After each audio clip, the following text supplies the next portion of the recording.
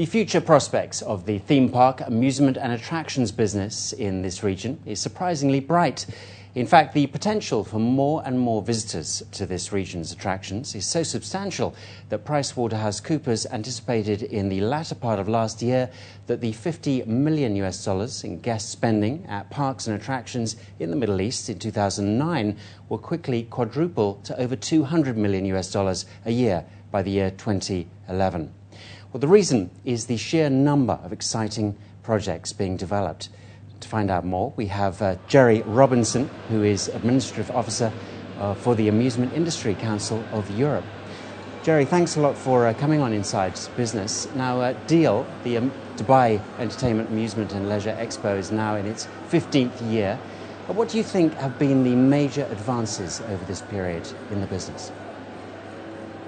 When we first began it was 15 years ago, the industry was quite small and concentrated mostly on the family entertainment centre industry, and now we're looking at major theme parks, water parks, and all the sort of things that you see in the Western world. It's been an incredible journey in a very, very short space of time. What is this business worth in financial terms in this region, and are targets being hit? It's very difficult to assess the actual sort of turnover of business and in income and so on because there are no real official figures. But targets in terms of sustainability as a commercial enterprise, yes, just about. I think the Dubai certainly is not suffering quite so much as the rest of the world. Are there franchise opportunities in this kind of business? There are franchise opportunities, but they're not. It's very difficult to control because there's so many developments that take place. You must imagine that one of the aspects of the leisure industry is the fact that it's all about change. So a product may last for 6 months or maybe a year, and then you want something else to change. So from a capital expenditure point of view for a franchisee, that's always very difficult.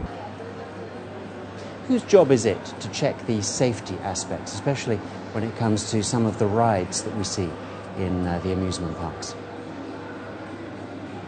Well, this is a very, very good question because safety is the paramount feature about our industry. Everybody is involved in producing goods and products for people to ride on, has safety very much uppermost in their mind. And there are companies who are qualified inspectors who are involved at every stage from the production to the installation and the maintenance and the re-inspection of the product over its lifetime.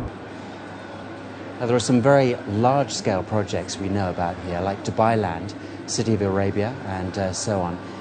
Are these being discussed at DEAL 2009? Well, they've been discussed behind closed doors and before DEAL 2009 because obviously massive projects of this size, it's sometimes very difficult to say, yes, it's going to be completed in a particular time scale. And very unfortunately, of course, with the current economic situation, some things have had to be put on hold. How quick are the returns on investment in this business sector? Generally speaking, from the smallest ride, kiddie ride, you can return your investment within 6 months, 9 months. On the bigger projects, of course, you're talking probably around 3 to 5 years. Again, it depends on what how you price your ride, how many people come through the door, and how attractive it is to those people. Now, Gerry, how are the effects of the credit crisis being felt in the amusement and leisure sector? As far as the United Arab Emirates and other areas of the Middle East are concerned, I don't think it will affect it very much indeed. It might level out for a period, but as the economy improves, then yes, so the attendances and the facilities will be well used. I'm quite sure of that. What sort of copyright laws are in place to protect intellectual property rights when it comes to this kind of business? It is a very serious concern because when a company spends anything from $50,000 to $100,000, even more dollars in designing a product, and then they find that some company from another part of the world has copied it and is selling it at a third of the price. It's a very hard pill to swallow. But what we're doing as international trade associations is look at this matter, and particularly at trade shows, and rather than going in with a heavy hand, although we will do so if necessary, we're talking to those people who've been identified as copying. And we must always remember too that in some parts of the world, copying is not a crime.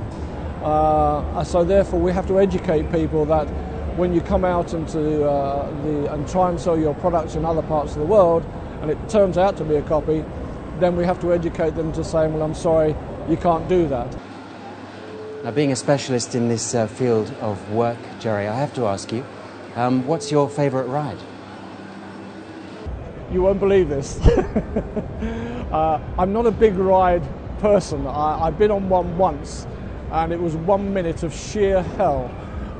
But I like, the one that I like most is a slide. It's what they call a dry slide, and where you just sit on a little, almost like a tray, and you pull to the top of the hill and then you wander all the way down again.